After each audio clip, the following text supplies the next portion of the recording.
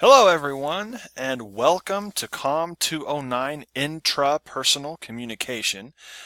My name is Brandon Stowe and I am going to make my video visible here so you can see my face. Hi, here I am coming to you from my office on the Westminster campus. And what I wanted to do is just kind of take a few minutes to run you through a quick introduction to this course so you can kind of have an idea of what you might be getting into taking an intrapersonal communication class.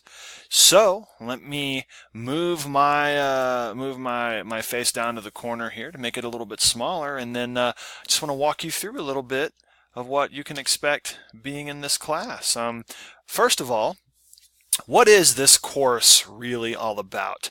I'm not sure if you have any experience taking communication classes, but we're going to talk about the differences between interpersonal communication and intrapersonal communication as we go through this. So if you have had a class in the past, this is different. It of course has some overlap, as all classes in the same discipline do. But what is this one really all about? This one's really all about looking at how we communicate with ourselves. I know that might sound a little bit weird, but really over the course of this class, you're going to embark on a journey through yourself.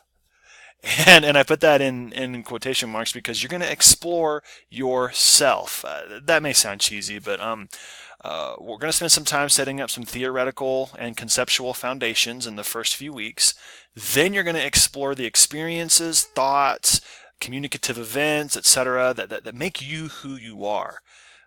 It's one of the really cool things about this class is that you're kind of studying you, which is really interesting and challenging in a lot of cool ways. You'll work toward a higher level of self-awareness, intrapersonal communication competency, and then kind of set some goals for yourself as we come to the end of this class.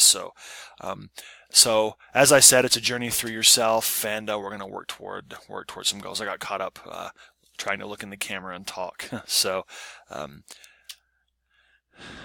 here are a few things I want you to know. This is really important as we set out to study intrapersonal communication. There's some things I want you to know. If you really want to get something out of this class, you have to take self-reflection seriously, or even introspection. We will talk about the differences between those kind of over the course of the semester, but you have to take self-reflection seriously. You're going to have to think back over your past. You're going to have to look at how you interact with yourself and others now, and you're going to have to kind of look and set some goals for your future self, okay? Also, I want to tell you from the get-go that self-disclosure will play a role in this course. You will have to write about yourself. You will have to answer some questions about some things and how you communicate within yourself, and giving examples of self-talk, for instance, and stuff like that. So I'm not asking you to share your deepest, darkest secrets with us in the class or anything like that, but I am asking you to understand that you're going to have to self-disclose a little bit over the course of this class, all right? Because of all the self-reflection that's happening, because of some of the self-disclosure, this is a writing-intensive course. You will be doing a lot of writing. Expect to be doing approximately, and I mean approximately, 5 pages of writing, typed, double-spaced, per week minimum. And that does not count the discussions that you're going to be taking part in. Those will be their own thing. Okay, I want you to kind of set up that expectation that you're going to be needing to be sitting down and writing and reflecting and putting words onto a page, either by hand or with a keyboard, because that is a big part of the class, and it's how you get what you need to get out of this class. Okay. So then, okay, Brandon, if it's 5 pages per week, how much time do I need to be successful each week in this course? I like to set up this expectation from the get-go. I always like to start off with the federal credit hour definition. There is a definition of what counts as a credit hour. So 1 credit hour equates to at least 1 hour of classroom or instructor-directed teaching. That's what I'm doing right now. This is instructor-directed teaching. And a minimum of 2 hours out-of-class student work per week for a 15-week class. Now, we have to do a little bit of math and kind of work it around around a little bit because this is a 3-credit 10-week course. So we are on a condensed schedule, and we have to do the work of a 15-week course in 10 weeks. I've had students ask before, does a 10-week course have less material? No, it has the same material, you just have to do it in less time. So it requires a larger time commitment during the week than a 15-week course would. So, to break it down, this means because we're a 3-credit class on 10 weeks, it's 4 hours each week in class. That means expect 4 hours to be in class doing discussions, 4 hours watching screencasts like this. Stuff like that. Okay, so technically that's the 4 hours in class. I usually suggest setting aside 3 or 4 times a week of 1.5 or 2 hours each time to do your discussions, to watch the lectures, to ask questions, all that stuff. Okay, this class will not work for you if you try to sit down on Saturday morning and do it all. My discussions don't work that way, and there's just too much to do. Okay, so and then you should probably expect somewhere between 4 and 6 hours of outside of class stuff. There's reading to do. The writing and reflection and assignment creation in this class are definitely going to be something you need to make sure you plan for. Okay, so total, I would be very careful and I would expect approximately 10 hours each week total between the 4 hours in class and between the 4 to 6 outside of class.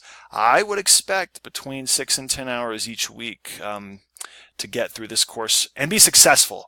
You might be able to do this course in less time each week, but I'm not sure how well you'll do. Let me just be honest about that. Okay, I want you to stay in this class. I want you to do well. I'm just trying to be clear about the expectations of time. So then, what are my next steps, Brandon? Now that you've totally freaked me out about the time commitment, please understand that I find the time commitment goes quickly in this class. The students enjoy the material. You're getting to sort of understand how you communicate with yourself and how your self forms and how your identity and that negotiation of it in the everyday world happens. And so this is a really cool course, and I want to encourage you to please stay around. But then so the next thing you should do is you should go check out the course syllabus. I've got all the policies and procedures and everything in there. You can take a look at the course schedule.